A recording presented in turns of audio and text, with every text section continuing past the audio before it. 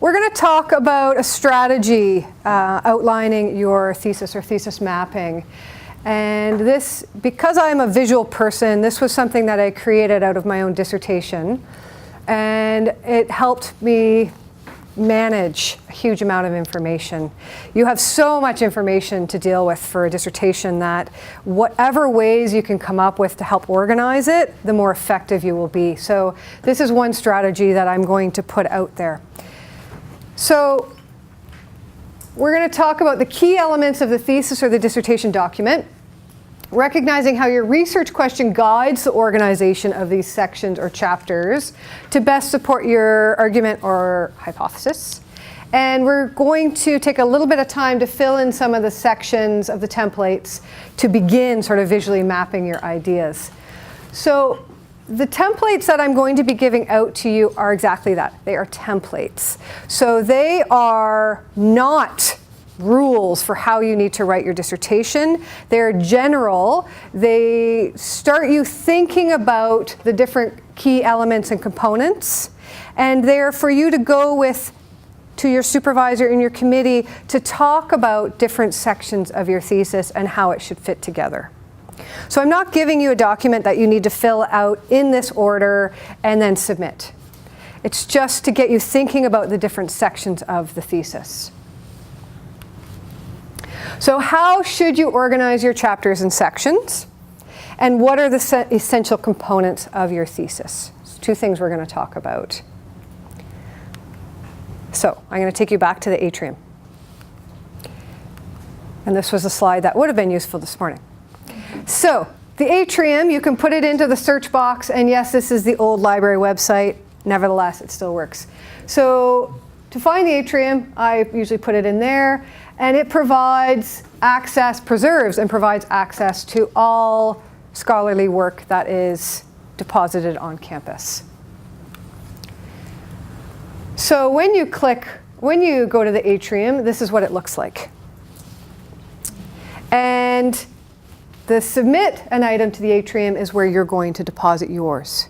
Now, when I was finishing up my dissertation, one of the librarians I was working with suggested to me about 6 months before I'm going to deposit to start this, because you can save it. You don't have to complete it. And the reason she suggested I start it early is because you have to enter your keywords and you have to enter your abstract. And so I started to write my abstract early, because the exercise that you did with Lenore this morning, what's your broad topic, what's your narrow topic, what are your issues and concerns, what's your research question, a lot of that is going to go into your abstract. So starting to write that early helps you really focus as you're finishing up your project. So that's the submit to the atrium. We're going to look at browse the atrium. So I suggested earlier you go to the atrium and you look up your supervisor. So we're going to do a little exercise in a minute, and I'm going to want to put you with somebody who has a computer. So this is where we're going to go. We're going to go to browse the atrium. We'll come back to this in a minute. So I went to the atrium and I was interested in what dissertations Dr. Noel, I don't know how you say this, Moens from Clinical Studies had supervised, and I pulled up Galena Hayes. So she finished her dissertation in August 2013. This is her abstract. So a couple of things I get to look at here. Here's her title, very important. It's got all the keywords. So when you're thinking about your title for your project, think about your keywords, because you want yours to pop up. Read some abstracts in your field, not for content, for style and structure. How are they articulating their projects? How are they articulating their arguments, their methodologies, etc.? And then most importantly, there's a URL here. So you click on this URL and boom, up pops her entire dissertation. So what I'm interested in, for the moment, is her table of contents. Why? Why would I be interested in her table of contents? See how it's structured? What else? I heard something back here. No? What else? Perfect. How is it structured? What else might I be looking at? Some of her areas of research. Areas of research, okay. And how she's maybe broken them apart or ordered them. Yes? The breadth of research, like how much she's leading each chapter or each part. Okay, so the breadth of research, how long each chapter is, how much space is being allocated for each area she's talking about. What else? Yeah. To see if there's anything that might be relevant to your area of research. Perfect. Absolutely. Is there anything relevant to yours? One of the other things you can do is go onto the library website and you can go to the thesis and database. No, thesis and dissertations. And you can pull up across Canada theses and dissertations. And so you could put in your research area and you can pull, and that's some of the most current research, right? These are fellow graduates from across Canada and the US who's just finished their dissertations in your topic area. So look at their bibliographies. Might be a great place to start for your own lit review. Okay, the other things that I could be looking at here, and I know this is really small, so I apologize, so I'm going to talk it through. Here she has her introduction and objectives together, and it's 2 pages. Clinical studies does things a little bit differently. All disciplines do things differently. Nevertheless, her introduction is 2 pages, mine was 50. Shows you the variance. She has a chapter 2 literature review, and she's broken it up into 4 main topic areas that she's looking at. No, sorry, 3 main topic areas with subheadings. Chapter 3 looks like it was probably published as a standalone article. It has an abstract, an introduction, a materials and methods, and a results section. So it was probably a study, and quite likely it was published separately before her dissertation. Pascal is going to talk to you later about author rights, and if you are in a discipline where you're expected to publish your research first and then compile it into your thesis or dissertation and submit it to the atrium, there's issues of copyright, and you need to retain your copyright. So Pascal's going to talk to you about that, because that's becoming more and more popular. Integrative biology, here's an example table of contents. Chapter 1, introduction to the big broad topic, 6 pages. Chapter 2 is a standalone research project, abstract, intro, methods, results, discussions. Maybe it was published separately. Chapter 3 is another standalone study. Chapter 4 is a conclusion. So my guess is this student had to publish 2 articles, and then for the dissertation, they had to write an introduction to the big project and a bookend conclusion. So they bookend their project with an intro and a conclusion. Geography, 5-page introduction, rationale, research aim, and outline. Chapter 1 is context for the research. Chapter 2 is study location. 3. 4 is methodology. 5 is talking about the current vulnerability broken up into a number of sections. Chapter 6 is future vulnerability, and 7 is conclusions. So we're seeing a bit more thematically broken up and focus on current and future. Different style, different structure. History.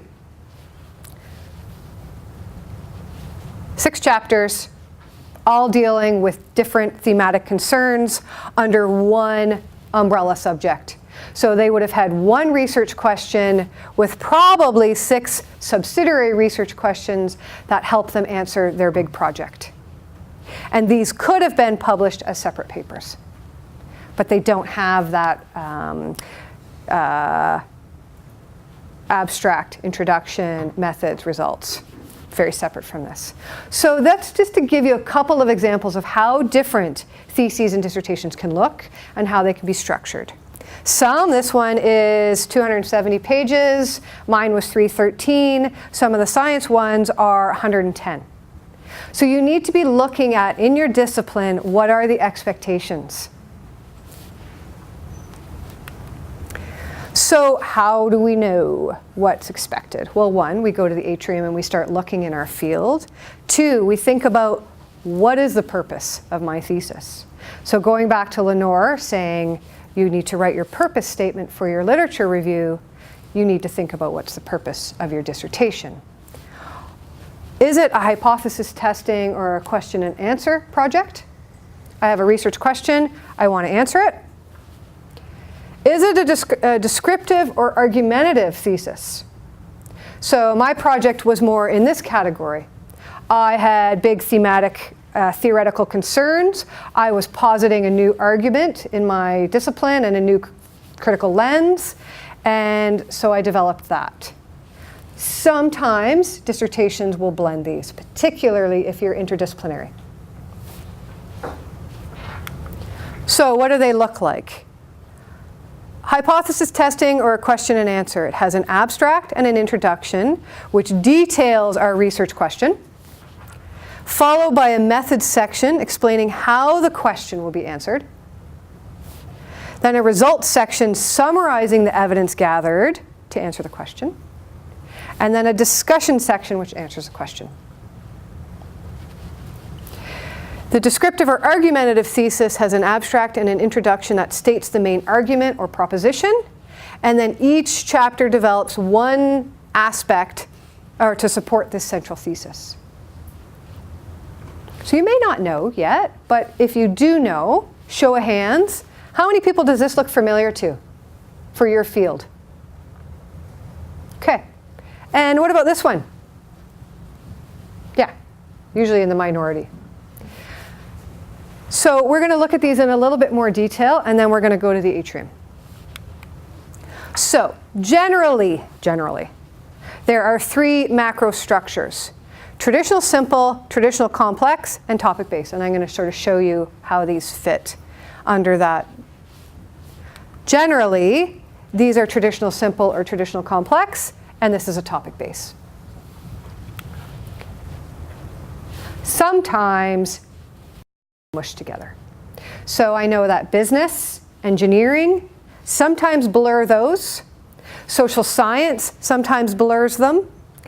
Hardcore science tends to separate them out. And so these are questions that you need to, first go to the atrium, have a look at what's happening in your field, and then go to your committee and start to ask them, should my dissertation be structured this way or this way? And I'll give you examples of those in a minute. Okay. Traditional simple is typically social science or science theses, and they look like that lab report. Introduction, lit review, materials and methods, results, discussion, conclusion. How many people have written something like that? Okay. Traditional complex takes this, and it has that separate research articles embedded within it. So it's got an introduction and a conclusion, that bookend, and then it has separate studies or research articles that all have this in it. How many people is this familiar to? And this is more and more, I think, the way a lot of programs are going. And then there's the topic base, which is generally arts and humanities, sometimes social science, sometimes engineering, maybe sometimes business management. You have your introduction, which gives you your lit review, your background theory and methodology, and then your separate topics. So I want you, for the next couple minutes, couple up with somebody with a computer. Okay? I want you to go to the atrium, find the atrium, and I want you to take turns. I want you to look up one of your supervisor first and see if you can pull up a thesis or dissertation that they have supervised and approved, and then do the other person. If your supervisor is brand spanking new and they have never approved a thesis, then look up somebody else in your faculty who you know or potentially work with. Any questions? Okay, so if you could work with somebody with a computer, that would be great. Sometimes it's difficult to find because Why? Why is it difficult to find? I don't know. This one here, I think you need to probably just go to the general atrium and not underneath OVC. That would be where I would start. So by all means, you can come to me after and we can do this together. What I suggest you do on your own when you go home is look at a variety of them and start to get a feel of what's expected in your discipline. Normally in this presentation we have like an hour and a half to 2 hours, and so we can actually go through the whole process of finding and talking about and evaluating the ones in your program. You're going to have to do that for homework. Did the majority of people find one? One simple question. Why is it speech stream is restricted? Oh, okay. So if I am one of the dissertations where I publish separate stuff, maybe I've sent something out for publishing, but it hasn't been published yet. So I can put an embargo on my dissertation and I can keep it hidden for up to a year so that the journal gets first publication. Does that make sense? So you may not be able to find colleagues of yours who have just graduated because the article should come out in the journal first before it comes out in the atrium. So the atrium will hide it for 6 months to a year. So these are things that you should know. If you're waiting for one of your sections to come out in publication, you can ask for an embargo with the atrium so that the journal gets to publish it first. Okay? And specify if you're looking for theses that your supervisor has supervised, you could also ask your supervisor. Say, what are some titles or what are some student names? I wanted to look through the theses. And so you don't have to do it kind of behind the scenes. You can just ask your advisor for some titles if you're having trouble finding them. You might also want to ask them for some ones that they recommend as exemplary. Because just because you pulled it up, so I don't know if you've heard, a done dissertation is the best dissertation. Means just do it and get it done. It's not going to be the best thing you've ever done in your life. And I look at my master's thesis and I am embarrassed. But do I care? This much. Right? So a done dissertation is a good dissertation. You just want to get it done. Okay? You want to be proud, but get it done. So remember that all the dissertations that you look at may not be brilliant. And they might be embarrassed too. Okay? So asking your supervisor, you might want to say, are there some really stellar dissertations that you would recommend I look at? That could be useful too. Just because you look at other people's dissertations may not mean that they're great examples. I think there was maybe a question. Yeah.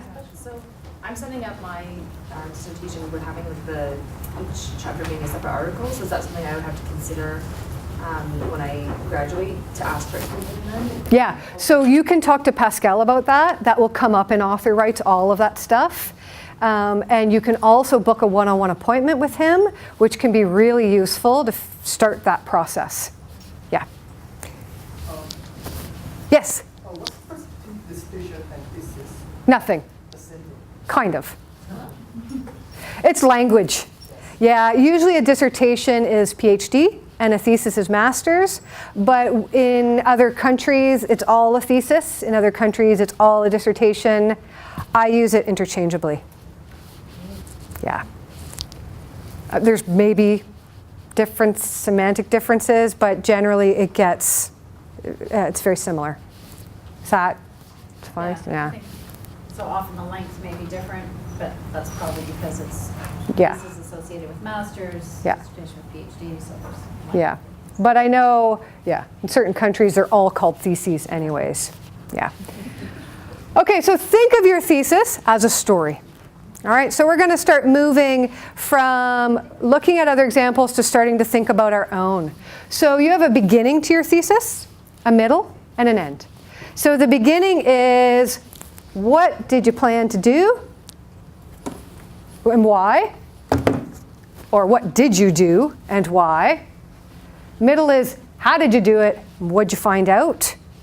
And the end, what does it mean and what could be done next? So, story can be structured in different ways. So some theses like I said, has the beginning, introduction, and background.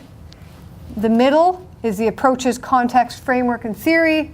And then these are your conclusions or your contributions to that discussion. Often this is sort of a social science frame. You can have a beginning, which is your introduction and background. You have your methods, and then sometimes your results and discussion are lumped together. And then introduction and background, topics and arguments, and your significance and next step. These are all stories, beginning, middle, and end. So the introduction, what do we need to talk about? The importance of the field of study, the background, the research gap, the hypothesis and or objectives, and the research question. This is really important. This is what your literature review is revealing. What's the research gap? Because if there's no gap, then what's the point of your research? So you need to articulate that in your introduction. The middle, the methods or frameworks. So how did you do it? So you might have a methods section which talks about your population, procedures, statistical analysis, etc. Or if you're in the humanities, you're going to have your context and your theoretical perspective. How did you do it? Result or argument is still the middle section. What did you find? So this is going to be your data, your assessment, your tables, figures, etc. Here in the humanities, it's going to be your layers of your argument, your progression of evidence, and they're often separate chapters. The discussion or conclusion is the end. What does this mean, and what could we do next? So it's going to contextualize your research and assert the value. So what were the achievements? What were the contextualize the procedures and findings, any limitations and successes, and recommendations. So this is important. In your discussion or conclusions, your organization should again mirror the results section. So like I said earlier, whenever you present information in an order, mirror it in the next section. Don't just restate your results. So Lenore is a master at helping people take results and talk about them in discussion. So that's one of the things that as writing services we can do is actually help you start to talk about numbers and evidence and your research.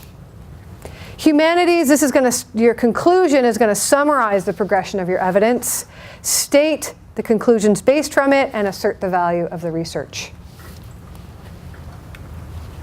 So, structure. So thinking about how all of these pieces fit together and they create one big picture. Okay. How do you organize your ideas?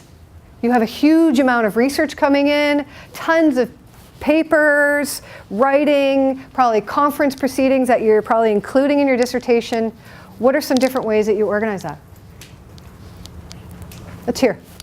Anybody?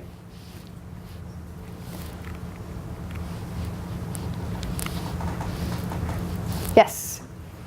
I think we have to start taking the notes, and whatever we review, literature review and all the stuff. So you have given us few sheets, so if we organize all the info and then later we compile when we are compiling, so it's easy to manage, like it's easy to go back and then see what we already have reviewed, and maybe we get something in good ideas, and that will help to move forward. Okay, so using different note-taking strategies, starting to organize them as you move through the writing process. Great. Who has note-taking strategies that work for you? Yes. Well, I try to keep my notes around major themes, so sort of around the subtopic and major topics. So I try to ensure that my notes reflect the major themes that I'm trying to write about in my paper. Okay. So organizing your notes around your main themes or topics. This is one of the things I did. I created folders. And I had a folder initially, before I had chapters, I had a folder that was trauma studies. And I put every article on trauma studies in that folder, and then every note that I took on trauma studies went into that folder. And so when I then was starting to write different chapters, I could go find those notes. Okay, so organizing around your topic and themes. What other ways do you organize?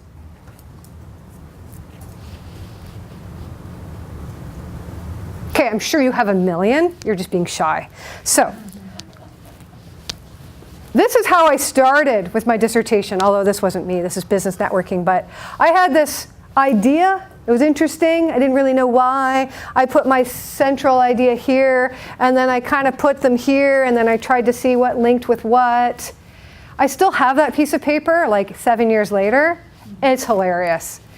It's really embarrassing and really basic and rudimentary, but it got me going, and it helped me find those topics. So I'm a visual person, so it was a visual way for me to start. Yes? Well, I'm just going to make a comment because my background is healthcare, and we call those concept maps. Yeah. They're really good for diagnosis. Exactly. Concept mapping is great. Lab work and all kinds of stuff so that you have an idea of where you've been and where you need to go. And Yep, great. so they do work. They do work. This was a girlfriend that I was working with on her, she was preparing for her oral defense for her dissertation. And this is actually her writing. On this side, she's got her major chapter themes. Here she's got her supporting evidence. And here she's got the different theorists. So she cut it up, helped her organize, so that when she was in the defense and she was going to get a question about ethics of complicity, she knew that she could pull from these theorists. Different ways of organizing for yourself. This person wrote down all their different little bits of ideas for their chapter and sat there and restructured.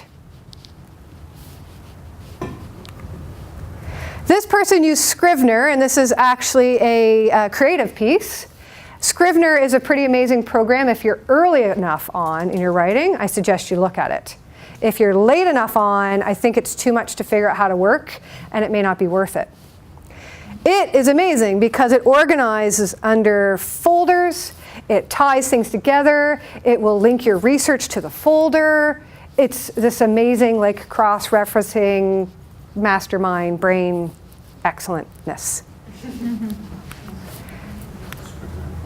This one was she's finishing up her PhD in engineering. She was going to her committee to have a conversation about chapter 6 and the structure. And we work on Skype because she lives in Brazil. And so she had written her different subheadings, and we talked, and she was worried about what fit where. So we were talking through her ideas, and as we spoke, and through questioning each other, like me questioning her and discussion, we started to move pieces around. And so it helped her think about the logic and flow of that chapter. I want to talk to you about thesis mapping. So this is where we're getting to.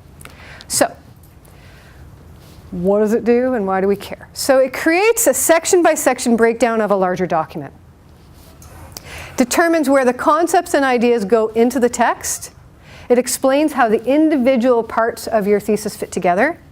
Helps you visualize these different sections in conversation with each other. It can help you move from the start of this big document to the end of the big document without getting lost. It can help you locate exactly where you are at this moment. It can help you see the big picture. And I have to say, I actually didn't even see the big picture of my dissertation until like the last 6 months, when I finally went, oh, this is what I'm doing.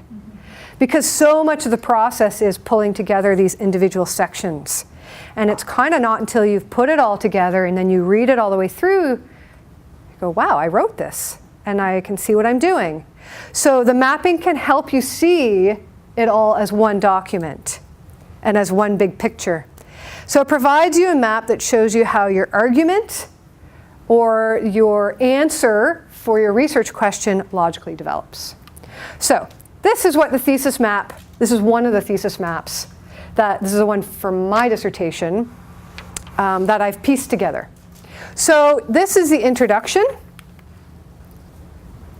Oh, it's not this one. It is not that one. It is this one. This is the introduction. This here is this. This page here is that column. This section here is this column. Here, etc. You get the point. Okay? This I stuck on my office wall so that I could stand back and I could look at the big picture. I also stuck it on my office wall because while I was working on chapter 3, I would read something, I would read a book, and something would come up that would be so useful for my introduction. But I was working on chapter 3. I didn't want to get railroaded and start working on my introduction. So I would write a little sticky note. I would put the reference, the book, the page number, and I'd come over here and I would stick it there and I'd forget about it and I'd go back to chapter 3. It helped me stay on track. And then when I went to go see my committee, I could sort of review the big picture and where I was so that I could give them updates. So for me, this visualness worked. So these are different examples. And as you can see, we have the traditional thesis, introduction, theoretical frame, lit review, methods, results, discussion, conclusion. For some of you, social science, these two sections might go together. Compilation of research articles we talked about. You have your intro and conclusion, and then your separate topic-based, which I think is pretty much only you, Katie. So we can talk about that. Okay, where are we at? 10 minutes? 10 minutes. All right, so we're going to hand these out.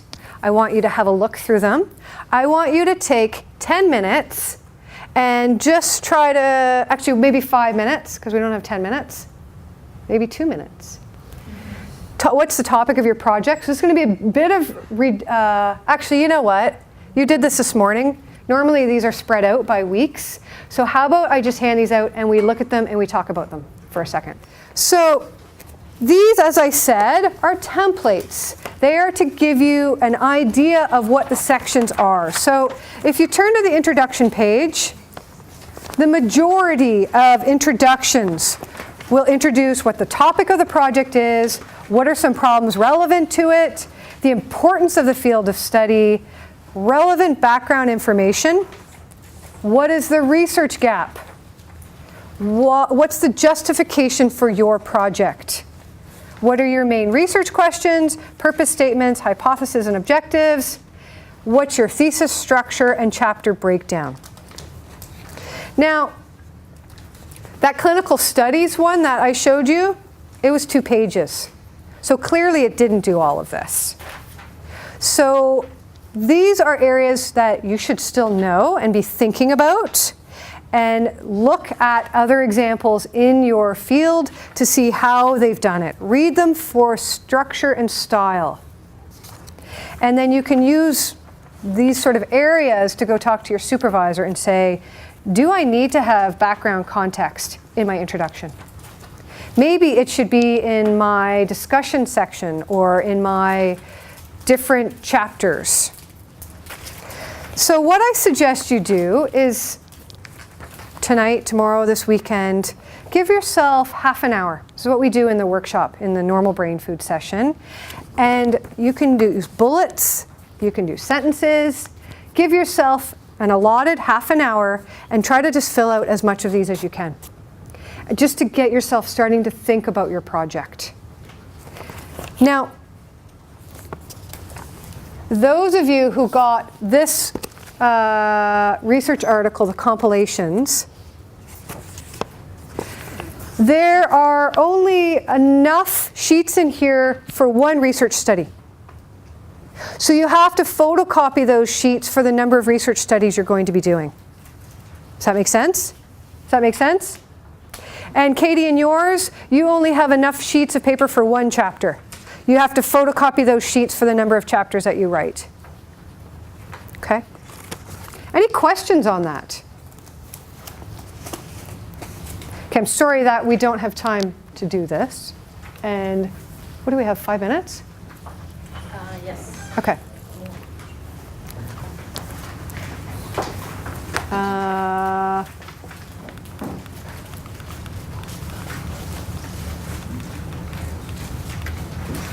Okay.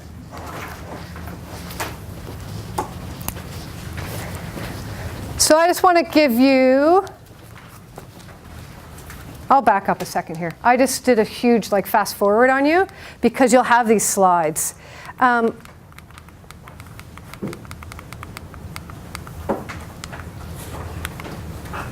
Anybody know what genre analysis means? This is not for this yet. Isn't that on iTunes? Sorry? What? The Smart Aleck. I said, isn't that on iTunes Maybe. for music? Okay. It is? Yeah. Well, what does it do then? What does it mean? It identifies the different types of music, jazz, All right. country, Okay, so that applies. So what's a genre then? a category, A category. a silo. Yeah, a silo, sure. Anybody else want to add to that? Okay, so in our context, a genre is a type of writing. So a lab report is a genre. Poetry is a genre. The long poem is a genre within the genre of poetry. The dissertation is a genre. The literature review is a genre within the dissertation. So genre is a category. I guess that's a simple way to put it. Genre analysis is analyzing that category.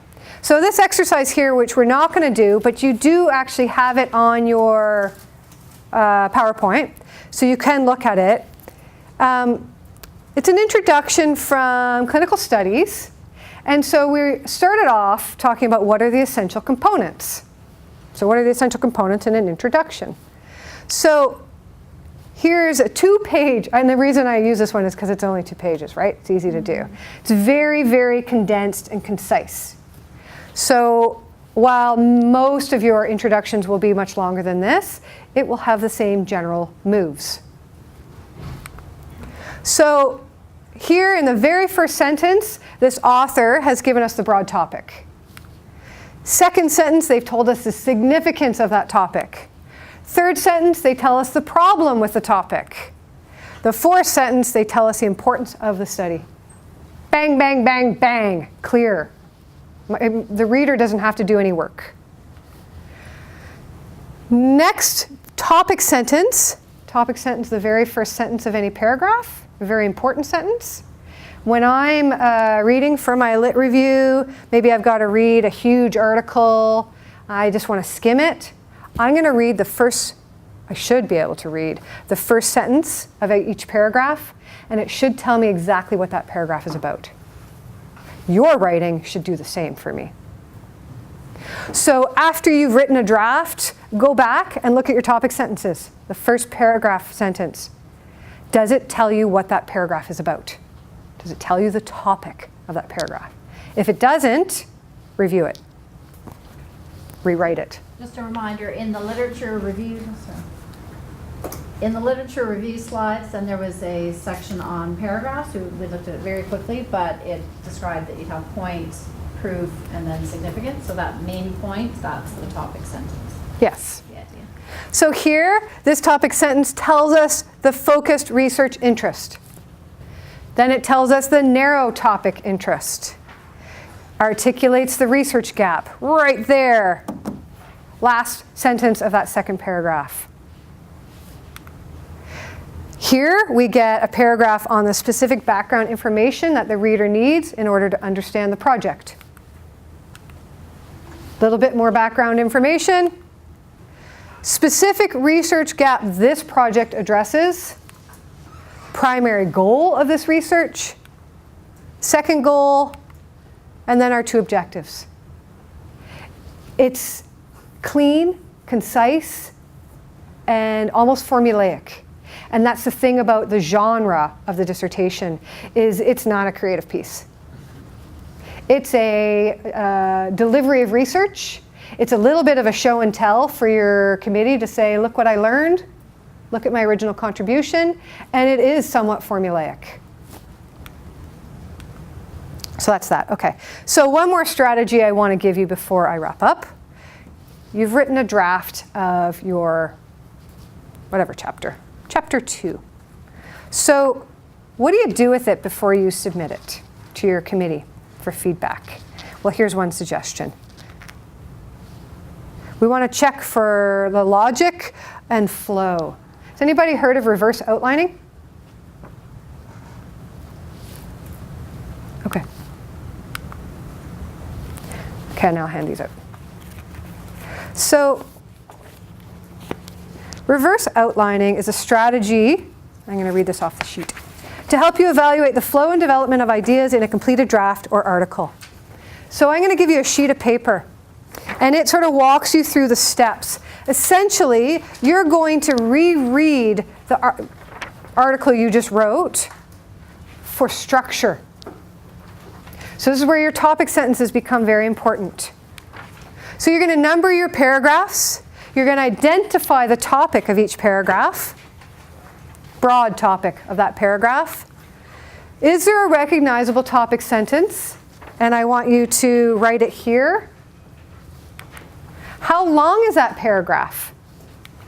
Are the topics sufficiently developed? Do you need to develop the ideas more? Is there more than one topic in that paragraph?